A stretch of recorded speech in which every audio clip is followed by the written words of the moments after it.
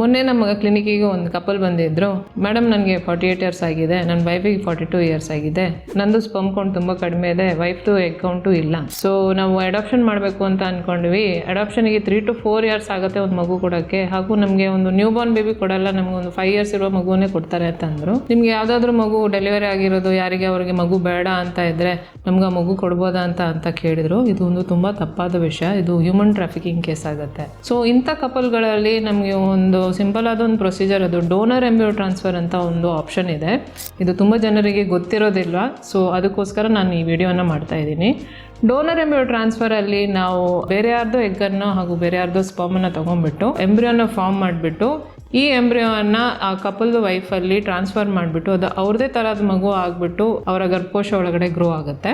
So ಇಂಥ ಒಂದು ಪ್ರೊಸೀಜರಿಂದ ಆ ತಂದೆ ತಾಯಿಗೆ ಲೀಗಲ್ ಆಗಿ ಆ ಮಗು ಅವ್ರದ್ದೇ ಆಗಿರುತ್ತೆ, ಹಾಗೂ ಅವರಿಗೆ ಏನು ಲೀಗಲ್ ಡಾಕ್ಯುಮೆಂಟೇಷನ್ ಪ್ರಾಬ್ಲಮ್ ಬರಲ್ಲ. ಸೊ ತುಂಬ ಕಪಲ್ಸಿಗೆ ಯಾರಿಗೆ ದತ್ತು ತೊಗೊಳಕ್ಕೆ ಆಗ್ತಾ ಇಲ್ಲ, ತುಂಬ ಪ್ರೊಸೀಜರ್ ಇರುತ್ತೆ ದತ್ತು ತೊಗೊಳೋದ್ರಲ್ಲಿ ಅಂತ ಇತ್ತು ಅಂತ ಅಂದರೆ ಇದೊಂದು ಒಳ್ಳೆ ಆಪ್ಷನ್ ಆಗಿರುತ್ತೆ ಡೋನರ್ ಎಂಬ್ರಿಯೋ ಟ್ರಾನ್ಸ್ಫರ್. ಈ ವಿಡಿಯೋನ ಎಲ್ಲ ಪ್ರೆಗ್ನೆನ್ಸಿ ಪ್ಲಾನ್ ಮಾಡೋ ದಂಪತಿಗಳಿಗೆ ಶೇರ್ ಮಾಡಿ.